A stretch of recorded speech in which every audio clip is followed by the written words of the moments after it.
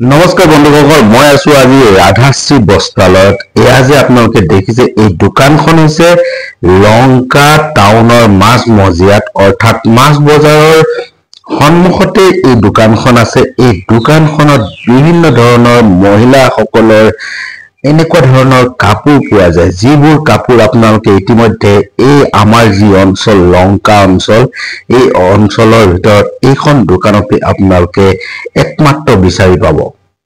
হয় ফ্ৰেন্ডছ, আপোনালোকে যদি বিয়া বাৰু বা বিভিন্ন ধৰণৰ এনেকুৱা অনুষ্ঠানসমূহত আপোনালোকৰ মানুহগৰাকীৰ কিছু প্ৰয়োজনীয় কাপোৰ আপোনালোকে বিচাৰে, তেনেহলে এইখন দোকানলৈ যাওক। আমিও আজি গলো।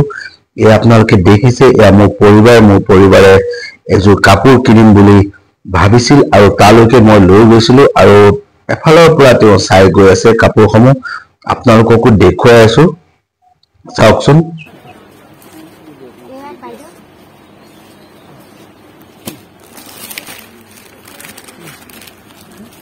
অকল এইযোৰ কাপোৰে নহয়, আৰু বিভিন্ন ধৰণৰ কাপোৰ আপোনালোকে পাব। আপোনালোকৰ বিয়া বাৰুৰ ক্ষেত্ৰত যিসমূহ কাপোৰ প্ৰয়োজন হয়, এই কাপোৰসমূহ আপোনালোকে কিনিবৰ কাৰণে এতিয়াৰ পৰা আৰু নগাঁও গুৱাহাটী আপোনালোকে যাব নালাগে।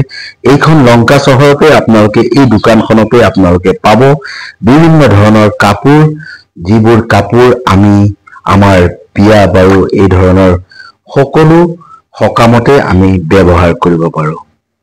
পাট কাপোৰ, মুগা কাপোৰ আৰু বিভিন্ন ধৰণৰ যিবোৰ নতুন নতুন অত্যাধুনিক কাপোৰ আছে, সকলোবোৰ আপোনালোকে ইয়াত বিচাৰি পাব। আমি আমাৰ পৰিবাৰক যিহেতু সেই ঠাইলৈ লৈ গৈছিলো, আৰু তাত এফালৰ পৰা তেওঁ চাই গৈ আছিল বিভিন্ন ধৰণৰ কাপোৰ, আৰু লগতে বিয়া বাৰুৰ ক্ষেত্ৰত আপোনালোকে যিবোৰ কাপোৰৰ বাহিৰেও যিবোৰ সামগ্ৰী, আচলতে যেনেকৈ দৰাক ধৰিবৰ কাৰণে যিটো ছাতি প্ৰয়োজন হয়, সেই তেনেকুৱা ধৰণৰ সামগ্ৰীসমূহ আপোনালোকে সেই দোকানখনতে পাব। হয় ফ্ৰেন্ডছ, আপোনালোকে যদি নিশ্চয় এই দোকানখনৰ পৰা কিবা কিনিম বুলি বিচাৰে, তেনেহলে আহক এইখন দোকানত। বিভিন্ন ধৰণৰ যিহেতু আপোনালোকৰ মন পচন্দৰ কাপোৰযোৰ আপোনালোকে বিচাৰে, সেয়েহে এইখন দোকানৰ পৰা লৈ ল'ব।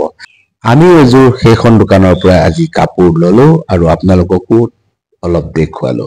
ফ্ৰেন্ডছ, ভিডিঅ'টো কেনেকুৱা লাগিল? যদি ভাল লাগিছে প্লিজ এটা লাইক কৰিবলৈ নাপাহৰিব, আৰু পুনৰবাৰ আপুনি যদি মোৰ চেনেলত আহিছে তেনেহলে মোৰ চেনেলটো ছাবস্ক্ৰাইব কৰি ওচৰত থকা বেল আইকনটো প্ৰেছ কৰি দিবলৈ নাপাহৰিব। পুনৰ লগ পাম এটা নতুন ভিডিঅ'লৈ। আজিলৈ আহিছো, ধন্যবাদ। জয় আই অসম, জয় হিন্দ।